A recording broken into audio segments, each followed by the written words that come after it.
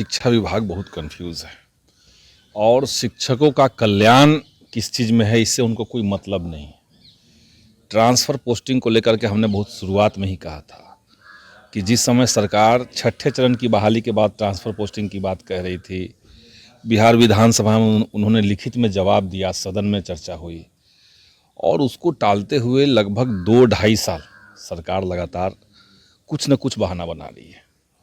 और अभी जब कहा गया कि 4 फेज़ में हम करेंगे, पहले फेज़ में जो दिव्यांग हैं उनका करेंगे, फिर महिलाओं का करेंगे, तो आप कम से कम शुरुआत तो करते।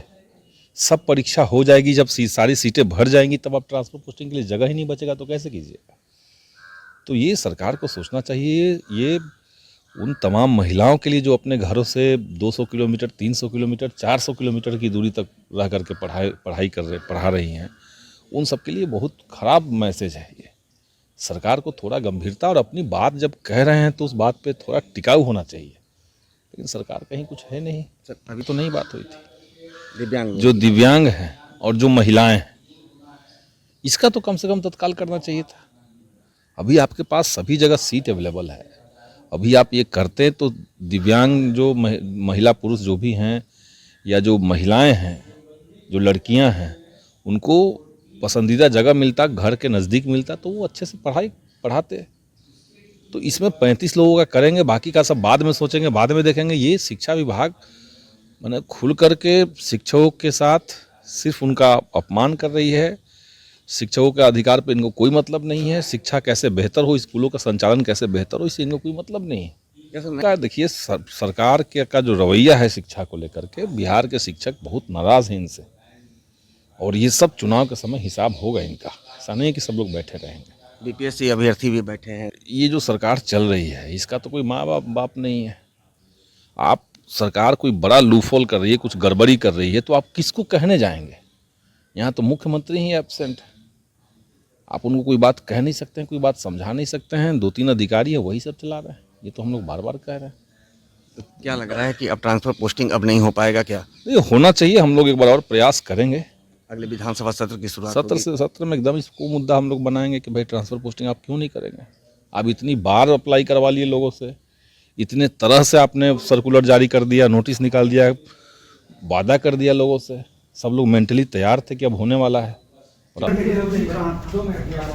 आप सभी को नव वर्ष की शुभकामनाएं।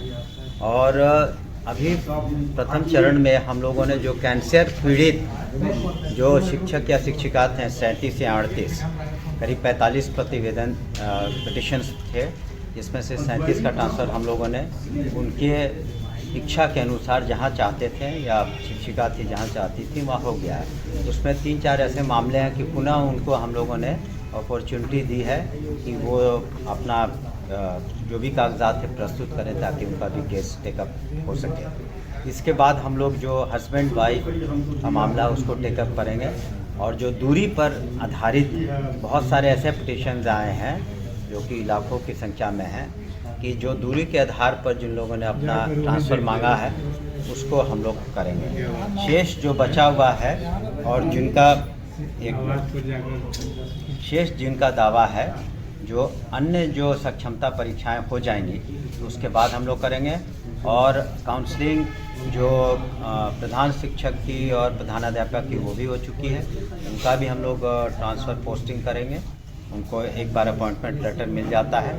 और साथ ही साथ जो अनुकंपा में जब बहालियाँ होनी हैं तो उसका भी हम लोग नियमावली इत्यादि बन रहा है। उसका भी हमको लगता है ये अनुकंपा इत्यादि और जो प्रधानाध्यापक और प्रधान शिक्षक वाला फरवरी माह में हम लोग निश्चित रूप से नई बहाली को शिक्षा जो है इसमें कब तक क्या प्रोसेस? देखिए, इसमें ऐसा है कि जो बहालियाँ बीपीएससी के थ्रू होनी है तो हम लोग तो अपने अध्याचना भेज देते हैं, वो सुविधा अनुसार कराते हैं।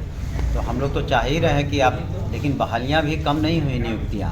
आपने देखा होगा कि 2 लाख बीपीएससी के थ्रू अभी 35,000 से ऊपर प्रधान शिक्षक और प्रधानाध्यापक भी पास किए हैं। तो बहालियाँ और नियुक्तियाँ तो लाखों में हो रही है।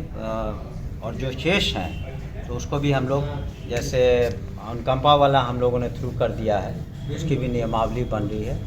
तो उसको करके अब हम लोग सर, वहाँ अधियाचना कितना वैकेंसी होगा मतलब निकले कितना अब बच्चा? अभी हज़ारों की संख्या में कुछ है, तो हम लोग उसको वर्कआउट कर रहे हैं कि किन किन कैटेगरी में उसको करें। खास करके जो दिव्यांग बच्चे बच्चियां हैं उनके लिए विशेष शिक्षकों की ज़रूरत पड़ती है, तो नेक्स्ट स्टेप में उनका हम लोग टेकअप करेंगे।